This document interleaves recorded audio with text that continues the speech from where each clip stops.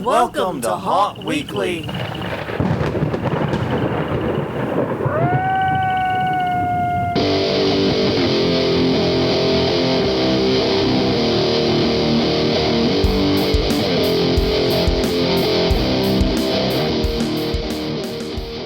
Hello, everyone. I'm Jonathan. I'm Crystal. And this is Haunt Weekly, a weekly podcast for the under-distraction horror entertainment community. Whether you're an actor, owner, or just plain aficionado, we aim to be a podcast for you. And we return to you this week under weird circumstances, we'll say. We're from the road. Yeah, we are on the road. As we mentioned last week, we are not doing a live recording. In fact, we're actually recording technically actually about the same time. Yeah. Oddly enough, it just worked out that way.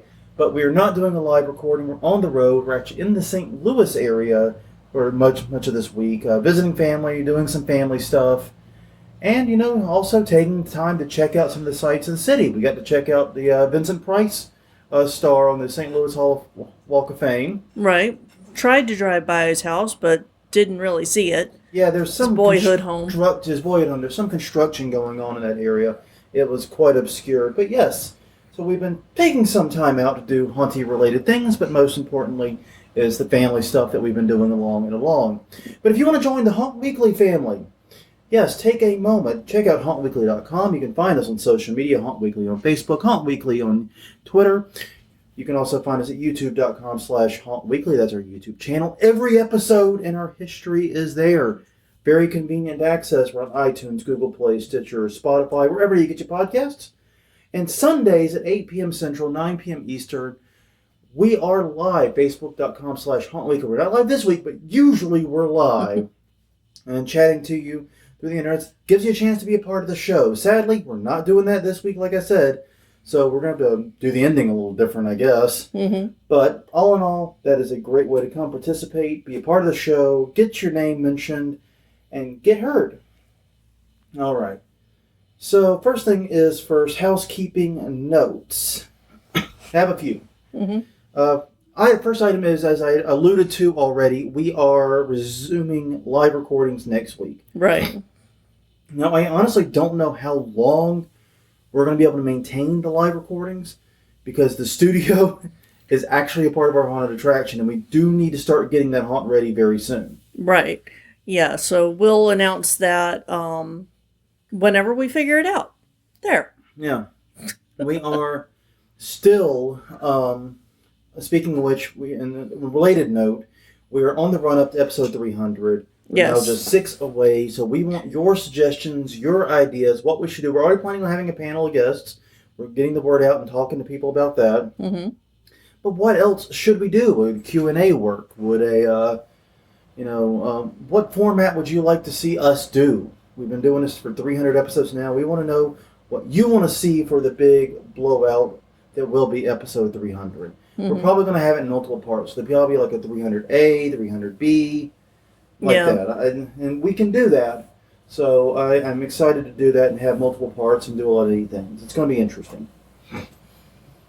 And finally, last week's question of the week was about our conference reminders and whether we should restart them.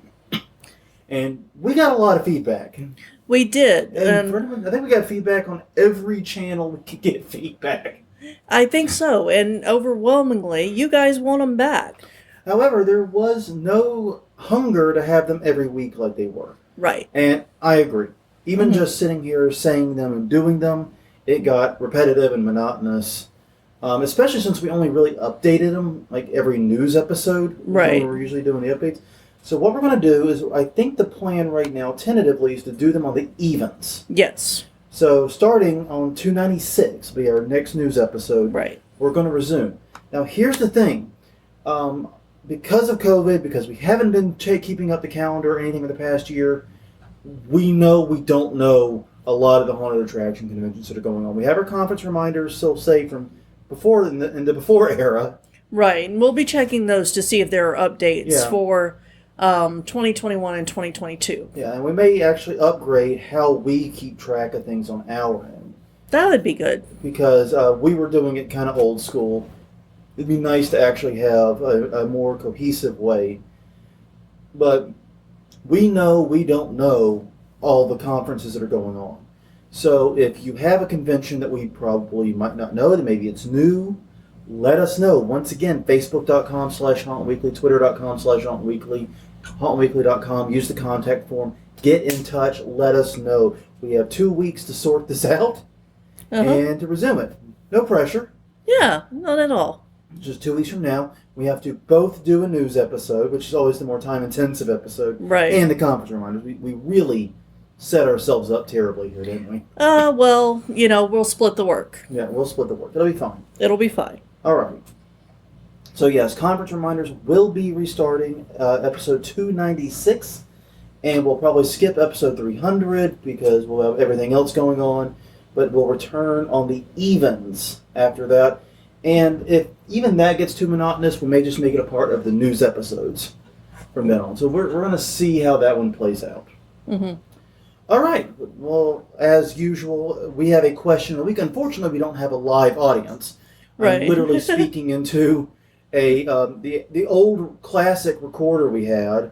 It's literally propped up on a box, like a soda can box type thing that we made, a contraption we made. Yes. We forgot to bring the tripod. Exactly. So Very prepared here. we're making it work, but we do know this recorder does well, and we're hoping that the AC sounds in other room. So if you hear hotel sounds in the background and people running up and down the hall, you know exactly what's going on. So feel free to make fun of the people running up and down the halls in the comments. Mm-hmm. It serves them well. You shouldn't be making lots of noise in a hotel. It's just Yes. a dick thing to do. The only one watching us live is Ellie. Hi. It was literally on the bed, playing on her phone, relaxing, unwinding after what has been a very long day Yes. of family stuff. So yeah. But yes, we have a question of the week. We won't have responses immediately, but the question is connected to the topic. Right. Crystal? So, did you visit the spooky house to trick or treat when you were growing up? Yeah, when you were trick-or-treat age, everyone had the spooky house in the neighborhood. Did you go to it? Mm-hmm. And if so, what was it like? What happened? Yeah. And what role did this play in you becoming a weirdo that listens to Haunt Weekly? Yeah, exactly. Yeah. Yeah. I mean, was this formative in some way? I would suspect so. Okay, Crystal, what's your answer on that? So, I'm not sure if we've done this question before, because my answer sounds familiar. There was a spooky house, but I wasn't allowed to go to it. However, my dad made our front yard the spooky house. Yeah. I just never saw what he did. I would come home and there would be bags of candy from kids who were running away, because apparently he would get up in the tree and jump down right behind them while Mom and I were out trick-or-treating in the neighborhood. So apparently my house was the spooky house even before I was involved in it. Yeah. As for me, I remember going to one quote-unquote spooky house as a kid, and it probably wasn't super formative, other than it like solidified my hatred for strobe lights. Yeah. Because they had a long walk up. There was up a hill, and they had steps that led up. So you had like 10 steps or 12 steps or something like that to get there. And it was a long, long walk up with very uneven steps, and they put a strobe light on it. Mm-hmm. And I'm lucky I didn't get like permanent brain injury falling down those steps. Right. I'm pretty sure I nearly did multiple times. And it was mostly the strobe light and some spooky decorations. But as you noted, we became the spooky house once I got out of trick-or-treating age. From a very young age, from a relatively young age, we were doing things for Halloween. And the rule my dad had, which, obviously is not a rule I follow as an adult, was it had to be stuff we could set up during the day on Halloween and tear down before November 1st, or Light Rose November 1st.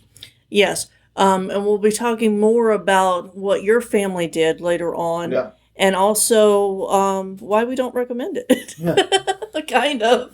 Yeah, so on that note, everyone, kicking into the main topic this week, how to encourage trick-or-treating.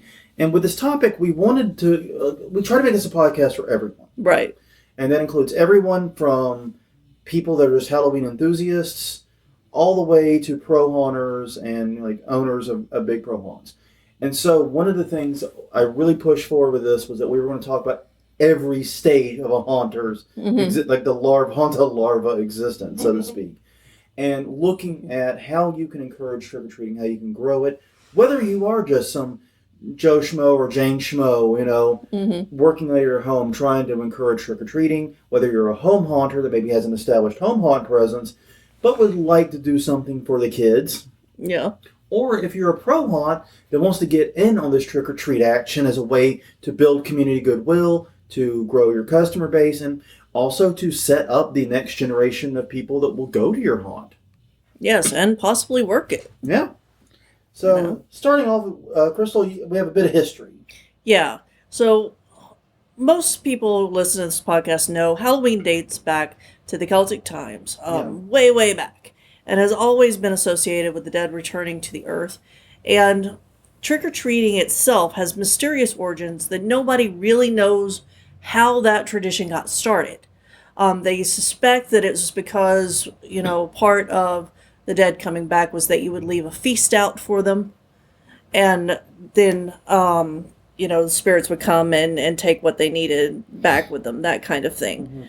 Mm-hmm. But it has been established in the U.S. since the 1950s, because we know this because there was a Peanuts comic published in 1952 that talked about trick-or-treating as something that had been going on for a long time. And that's one of the things about trick-or-treating and its history that's always been kind of interesting to me, is how it appeared in pockets. Right. It appeared in places. I mean, trick-or-treating almost assuredly had been a thing going on since at least the Great Depression, probably beyond, but maybe not on a national, well-established level. Right. It was a thing for certain places, certain cultures, certain groups of people might have been doing it, but not something that was considered ubiquitous. But like I said, by the 1950s, I think Peanuts probably played a larger role than we realize in making it a national thing.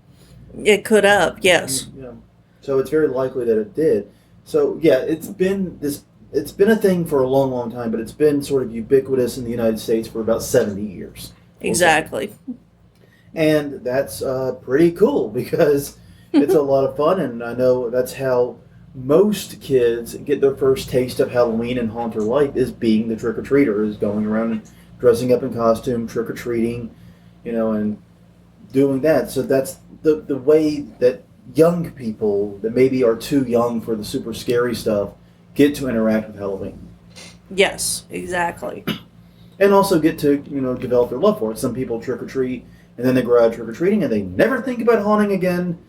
They just remember this as a kiddie thing they did and leave it behind, and other people just never seem to stop. They just keep finding ways to morph it into something new. Yes. Like probably everyone listening to this podcast. Mm-hmm. Hopefully. I'm going to guess.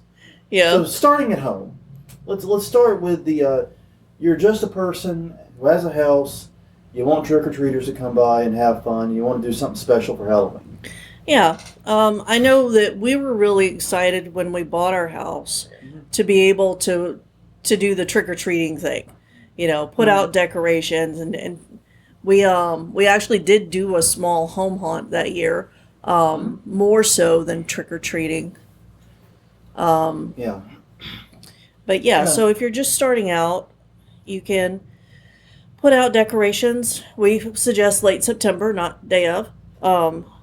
Unless you put spooky things out year-round, then you'll be known as just the spooky house in the neighborhood. That's kind of what we are. We have tombstones and, skeletons in our front yard year-round. Yeah, we have this skull that hangs from our door, right above where the doorbell is, and the Jehovah's Witnesses seem to have fun with it. yeah, that's where a lot of the little flyers get left. Flyers and things get stuck in, and the little skull gets to hold on to it for us. Yeah, I think that there's a bird nesting in the back of the skull right now. Really? Yeah. Every time I walk out the door, it flies away.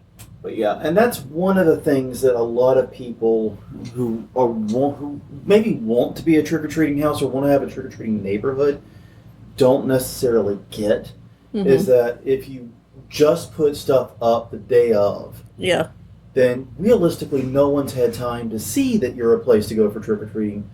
No one knows that you're a welcoming environment for it. Exactly.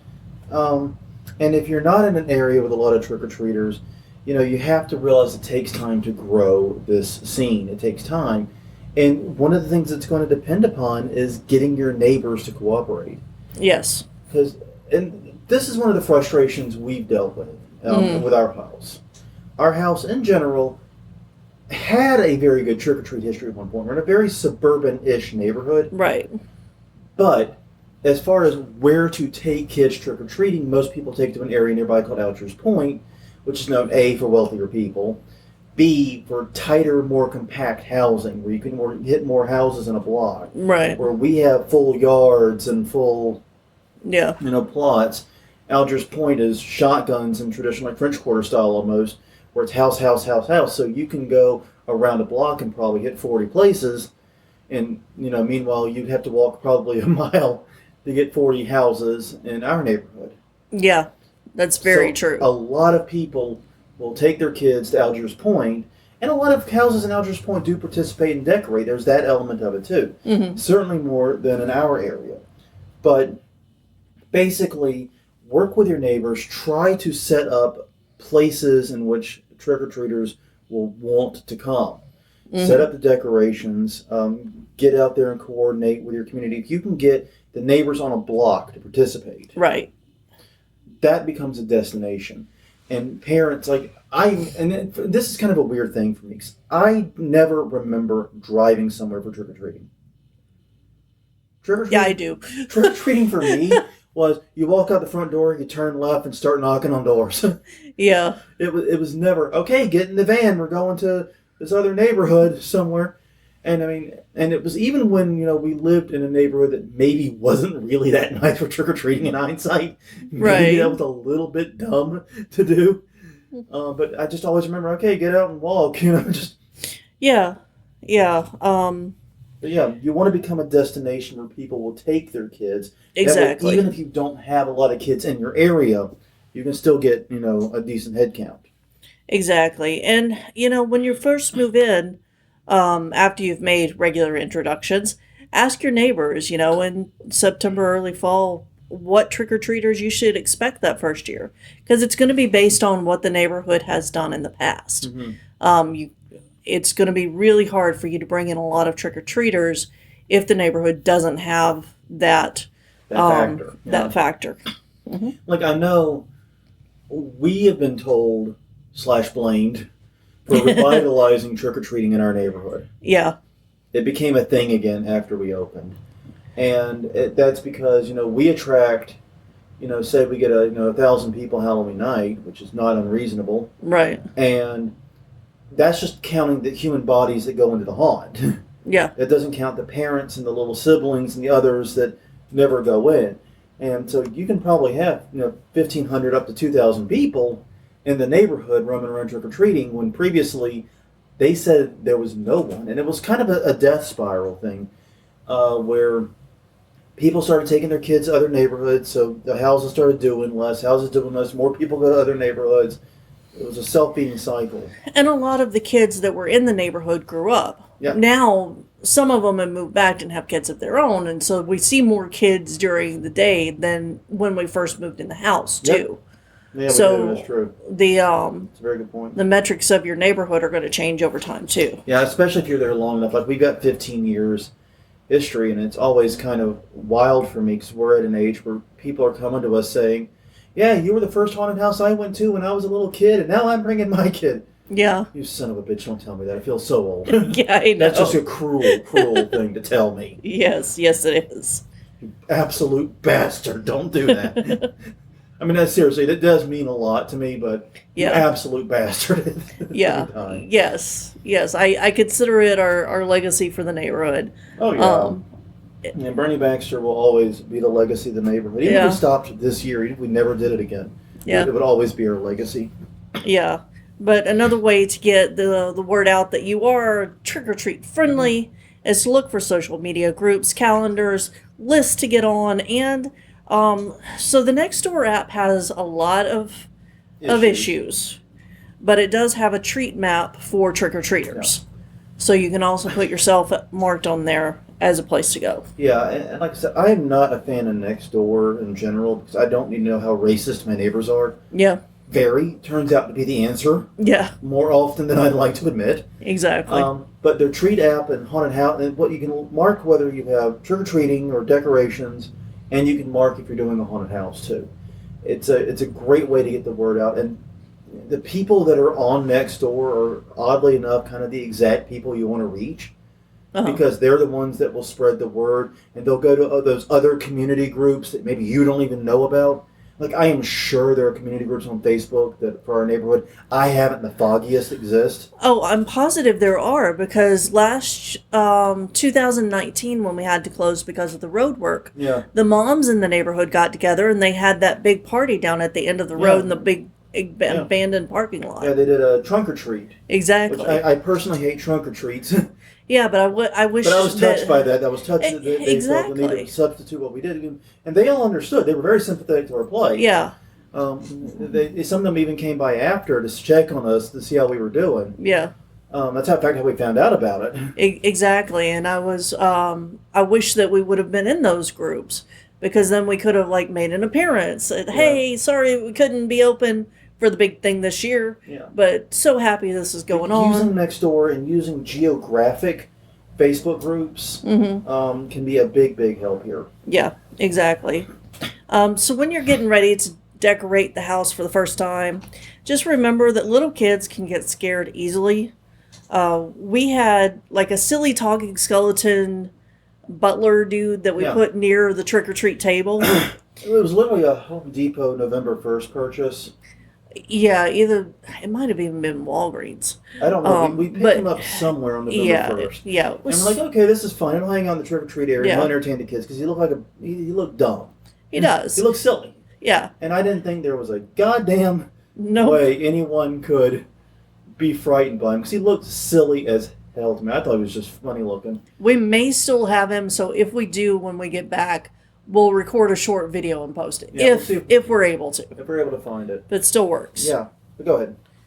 But yeah, I mean, trick or treat, the little kids wouldn't come up and get their candy because they were so scared of this silly little skeleton our that front of house talked. crew had to turn him off and move him to the side. Yeah, we moved him back near the queue line for the haunt because it was too scary for the little ones. Our display, we try to do silly hidden jokes in it. We try to keep it light and fun. Yeah. We've done lots of episodes about the display and how to do it, so you can look for our yard haunt displays there. We always try to keep the tone in the front of the house in the trick-or-treat area because the front of the house, in addition to being next to the trick-or-treat area, it's also the public-facing side. Right. Which means we have to be sure that we're not hurting or offending or traumatizing someone that we did not have consent. You enter our haunt, we warn you of the type of content in there. You have a reasonable idea what to do. You may not believe me when I warn you. Yeah. That is a problem. But that is on you for not trusting me. Yes. That is completely on you. So yeah, we have people who don't believe what's in there, and then they find out, oh yes, it is. Yeah. But we do warn. So we have consent to subject people to those things. We do not have consent for our neighbors and people just driving down our street and the kids walking to and from school. That's a different matter. So we try to keep it light. We try to keep it silly. We try to keep it funny. We don't do anything we don't do anything gory. No. We just keep buying goddamn Home Depot skeletons year after year after year and finding new ways to absolutely torture and mangle them. Yeah. Or sometimes they mangle themselves and then we have to get creative about their position. Exactly. Broken skeletons are still useful. Yeah, a couple of zip ties, a couple of screws. You can make just about anything, any monstrosity you want. So yeah, we last year before Hurricane Zeta, we actually had our skeleton haunted house. Yeah, which I love because we literally had this skeletons walking. What would terrify skeletons? And my favorite was the last room in which a skeleton was turning into a person. Yeah, and they were freaking out because the skeleton was a human. That's not right. Mm-hmm. So yeah, but focus. Yeah, you got to be really, really focused on trying to not be too scary if you're trying to encourage trick or treaters. Because you got to remember, you're dealing with little kids. Yeah, like 4-year-olds, 5-year-olds. Barely can walk, and these are kids at this age. They may not be able to fully distinguish between reality and fantasy, especially when it's presented to them in the physical space. Right. Exactly. So you got to be thinking about that. And one of the things my parents were always keen on, like I said, they did not have big displays. It had to be torn up, taken down, torn up, super fast. So we never did more than a tiny porch, realistically. Right. But I mean, and so I spent many a Halloween getting home from school, 3:30 or whatever, running inside, grabbing the tarp, taping it up. Yeah.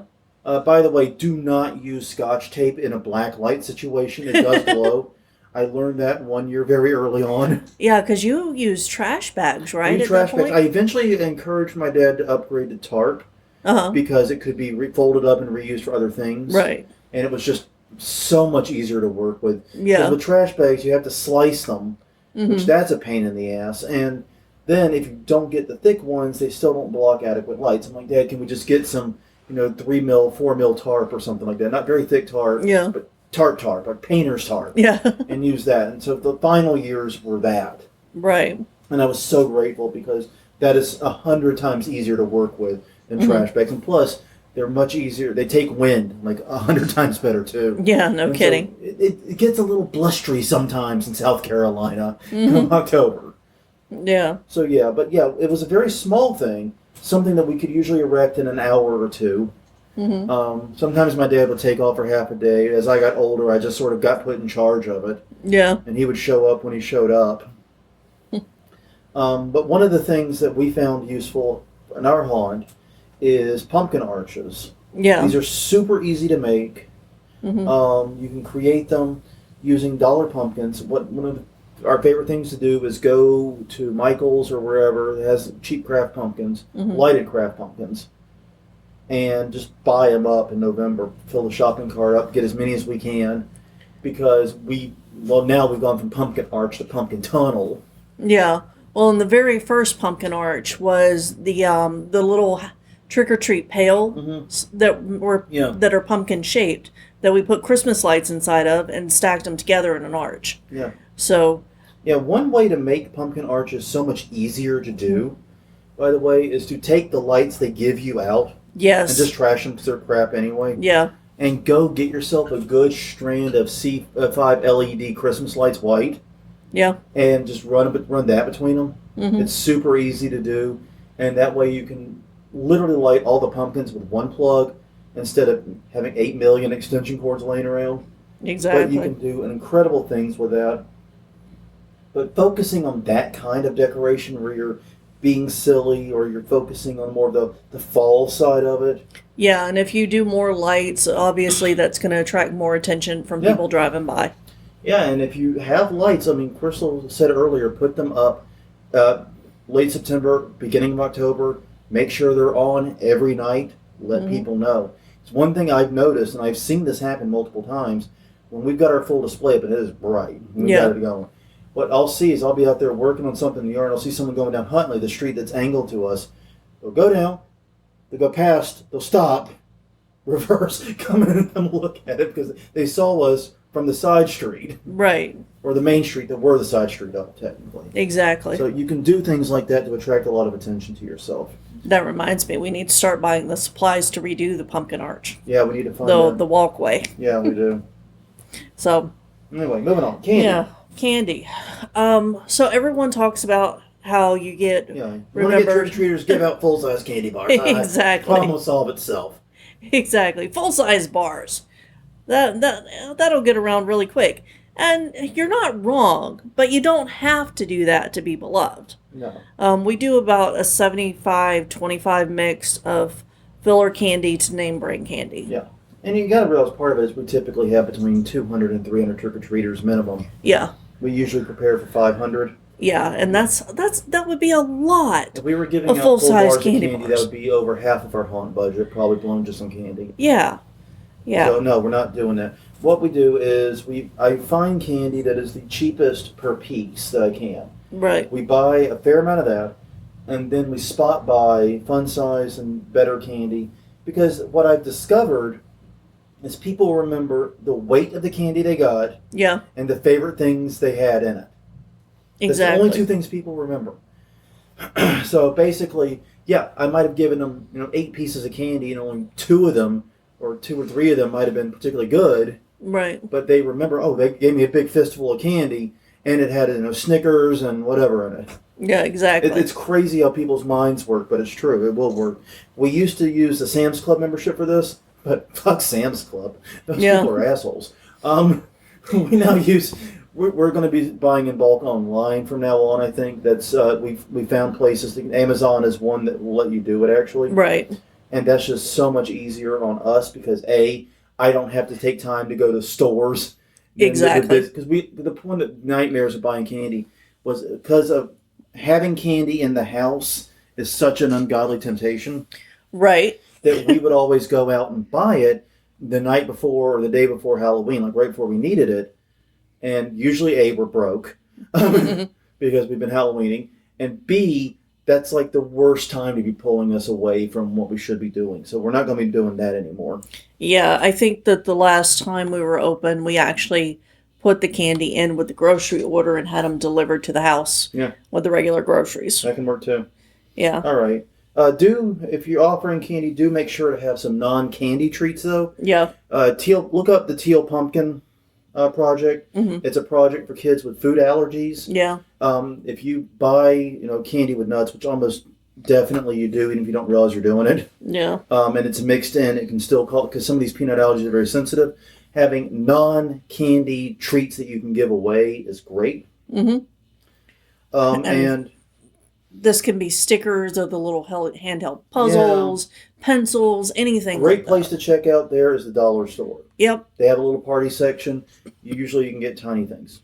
Yeah. Target also puts out bulk or more bulk kind of items that would be good for this kind of thing. Okay. Good enough. Mm-hmm. Yeah. So with costumes for you and your trick-or-treat brethren, remember, don't be too scary. Kids won't approach. Basically, you can do scares if you want, but make it a scare that you can adjust and not use if someone's too frightened. Exactly. Flexibility. The dummy on the porch is a classic. Right. It, frankly, never gets old. No. So basically, try to find, if you're going to do a scare, make sure that you can adjust it so that if kids are too scared to get the candy, they can still have fun. Yeah. And remember to find ways to secure the bucket the candy's in or whatever you have. Unfortunately, we had people take our entire amount of candy one year. Mm-hmm. And that was not pleasant. Mm-hmm. Huh? No, was not. And basically, if you can't have someone watching it, consider making a prop with a doorbell camera or something so that you can virtually be present. That was something that wasn't really an option when it happened to us 10 years ago. Exactly. So. No, we had somebody that was supposed to be watching it that wandered away. Yeah, no, they just totally abandoned us. Yeah. Basically, make sure that the bucket, you want to make sure that it can't be easily grabbed and run away. Yeah, I mean, kids are going to be greedy. Honestly, the best solution is to have someone there the entire time. Yeah. But if you can't, for whatever reason, use technology. That's what it comes down to. Yeah. Now, yeah, and I would even consider at this point maybe building something, some kind of thing. Yeah. I don't know. Very descriptive. I know. But like a tall pillar type thing with the bowl screwed into it so that you can't just pick it up and run. Okay, fair enough. That's not a bad idea. I can see that. Yeah. All right. So next up, we wanted to talk about if you're a home haunter, you've got a home haunt, a yard display or something, and you want to add trick-or-treating as part of it, then maybe you're not doing a lot of that now. Right. Basically, we have found for us that trick-or-treating can be a great way to expand the reach, get more families involved, and have more fun. We find, even though our trick-or-treat numbers have been down the last few years, right, we still get between 25 and 35% of the people who come do trick-or-treating and not the haunt. Yeah. Then here we're talking about parents that don't want to go through the haunt. Their little siblings that can't go through the haunt. Right. And so on and so forth. So this is a way to make it so that the entire family can come.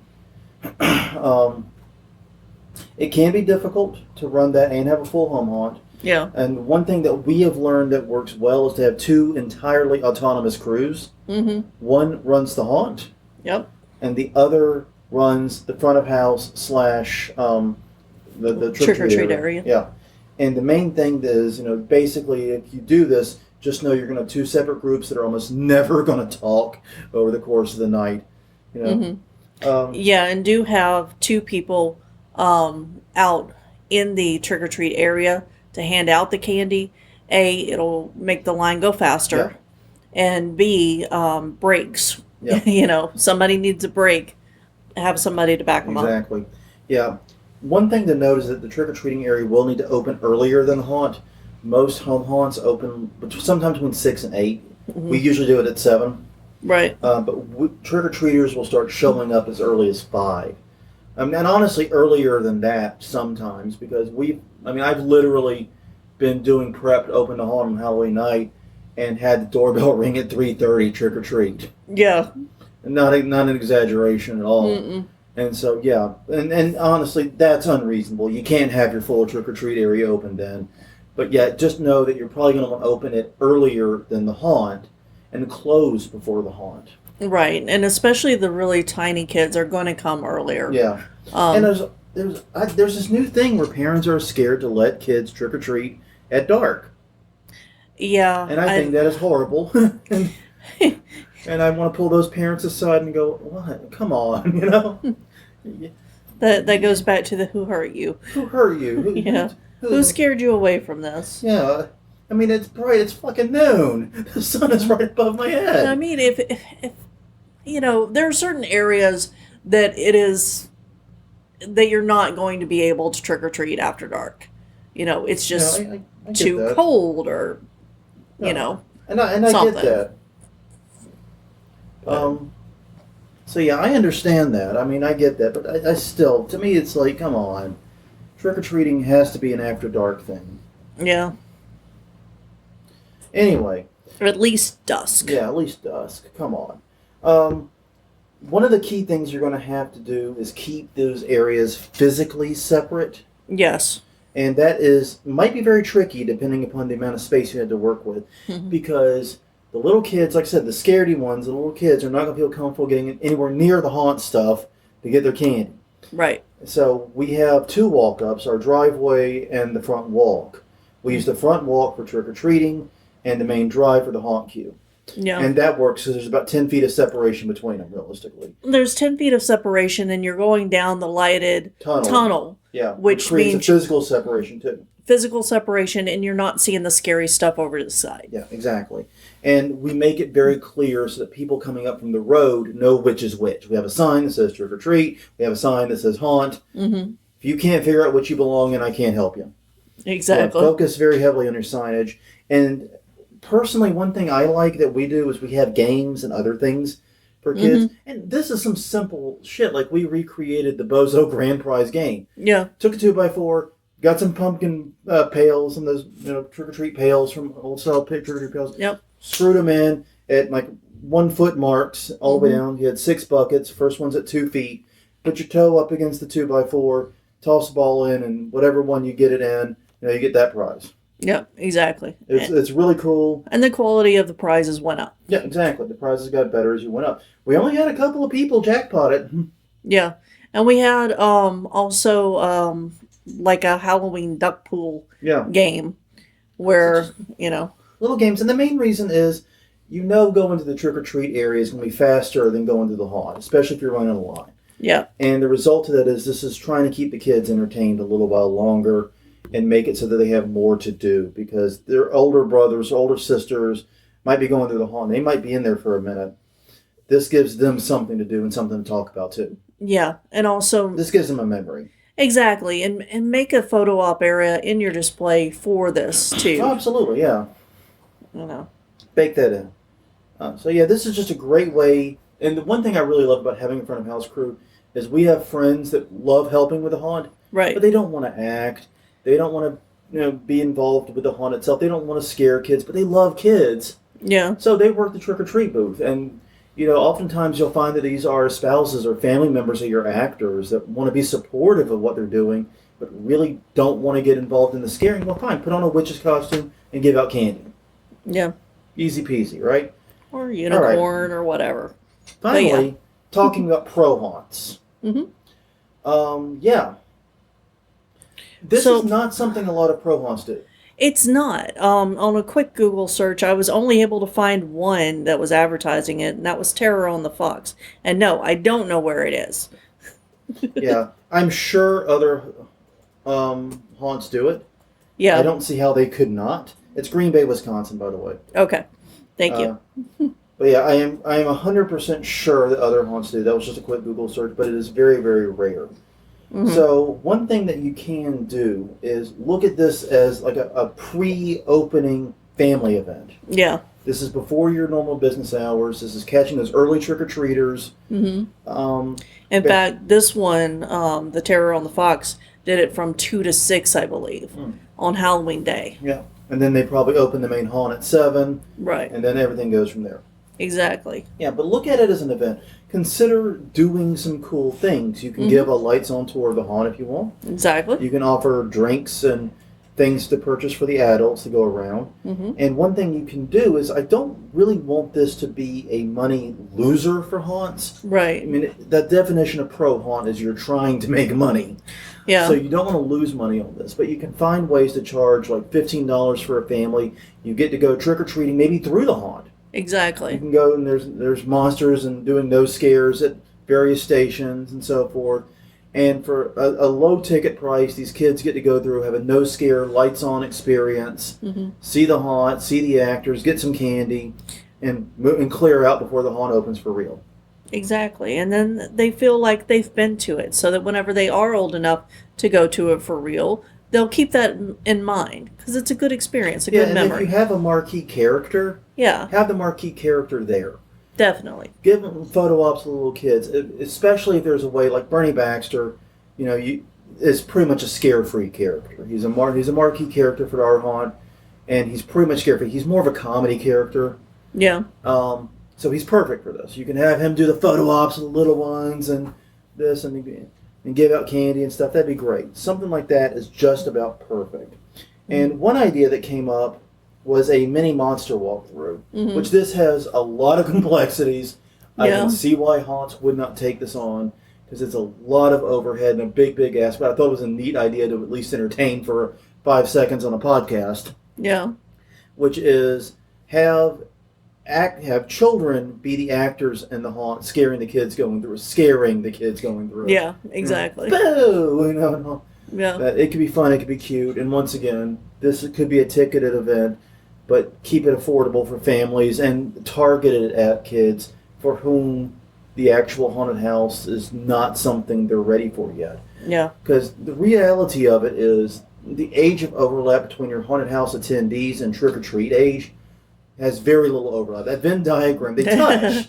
They're Yeah. close. But the overlap is not there. Not much overlap. You do get some kids who trick-or-treat into their teens, and you get some who go to haunted houses earlier. But in general, the target market for a haunted house is usually 13 through like 25 or 29. Mm-hmm. And your age of trick-or-treating is usually from like birth until like 10 or 11 Yeah. for most people. Most people feel like I felt like I had outgrown trick-or-treating age 12. And I was only continuing because I really enjoyed Halloween. And I had the excuse of, but I'm taking my younger brother. Yeah, so exactly. It's cool, right? Yeah. Ignore the fact I'm in a ridiculous costume too. Yeah. Yeah. And, if we had an adult in full costume with their kid come up, they're getting candy too. Yeah. We don't. We don't really discriminate the age No. of trick-or-treaters. But I just know that typical, when we think of like the Yeah. stereotypical, there's not significant overlap. But Yeah. what you're doing is you're building rapport with the community. You're reaching out to a market that previously you probably never would have been able to tap for any monies. Right. Now you're getting to tap them for at least the trick-or-treating. But also you're starting a habit and a tradition.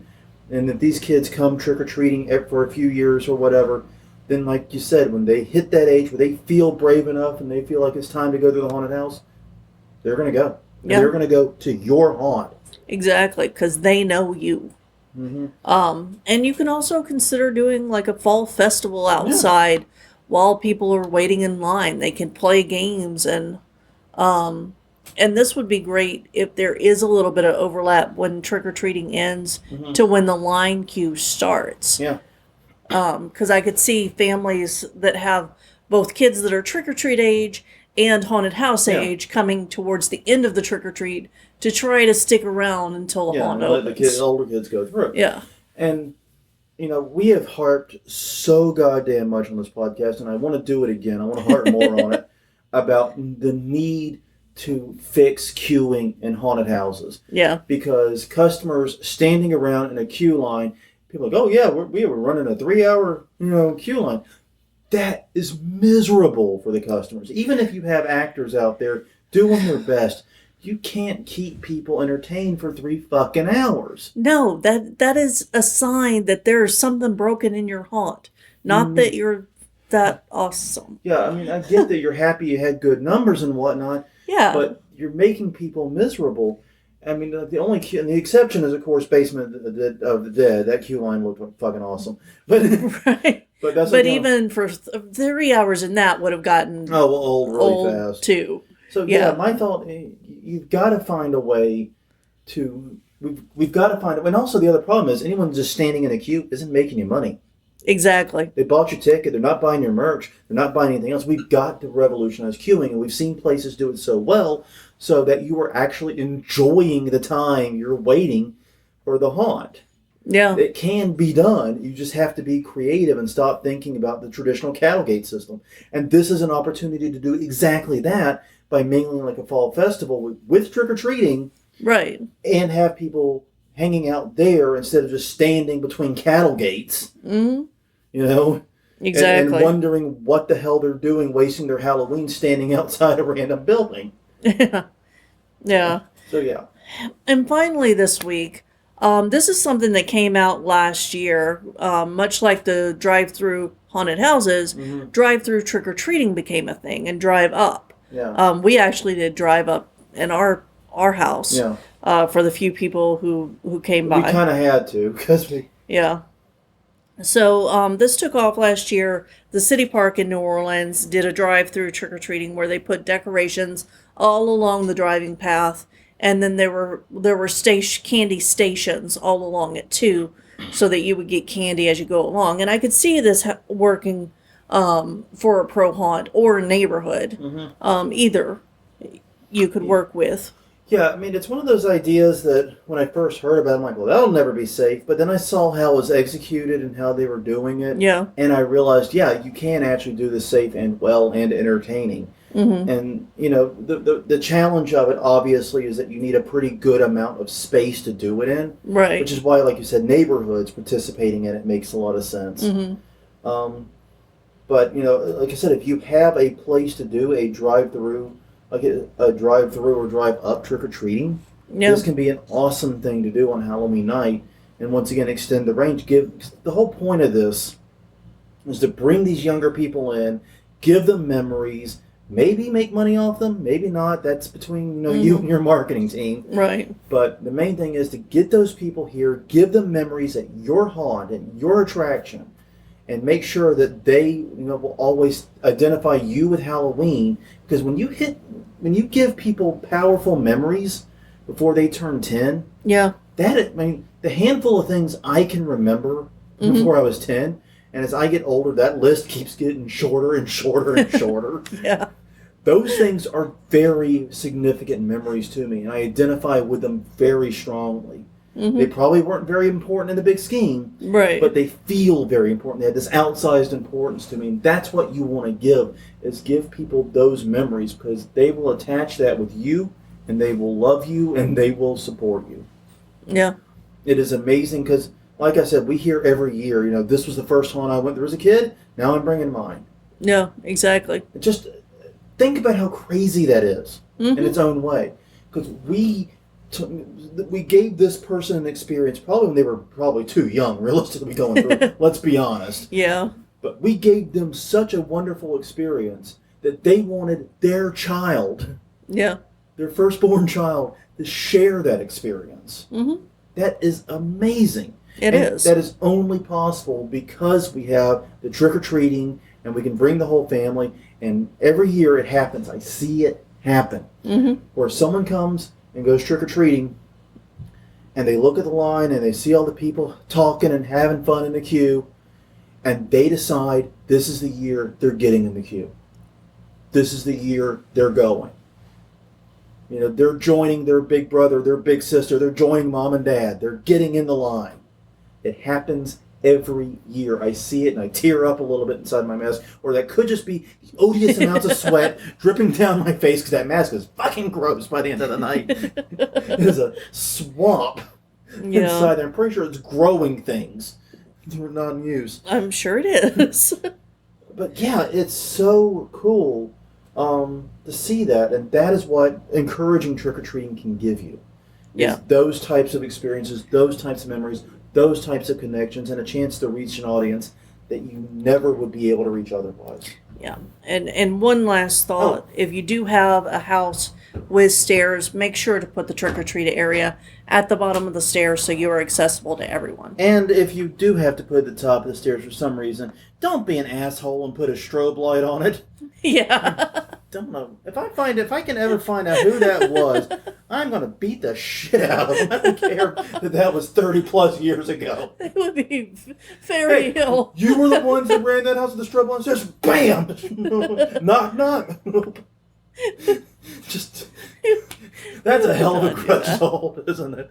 It is. I am very good at holding grudges. That's part of my And nature. this is why we're against strobe lights in our reviews still today. That and I just don't like. I've never been in a haunted house room and thought this room was greatly improved by the presence of a strobe light. No. I have never had that thought in. Damn, what is it, 25 years ago in the haunted houses now? Oh, Never had that thought once in my life. Mm-hmm. If I could like remove strobes from every haunted house in the country, I would do it. If I had that magic, if I just could wave a wand and yeet those things into the Atlantic Ocean, I would. Anyway, what we're we talking about? Oh yeah, trick-or-treating. Yeah, maybe not the ocean. Oh yes, but anyways, that is about all the content we have this week. It is. Now we've talked about yeeting all the strobe lights into the ocean. We should yeet them into a volcano. A volcano, yeah, that's better for the environment. You're right. You're absolutely right. An active volcano, that's a better idea. You're right. Mm-hmm. Or just, well, no, not in the space, because we've got like a space trash problem. We can't. Yeah, exactly. Get them to the sun. I don't even know how trash got into space. Okay, so I know how, but really? Humans are the most efficient species at littering. We have not only littered our planet, we have littered several others and the entire outer side of our planet. Yes. Wherever we touch, our trash follows.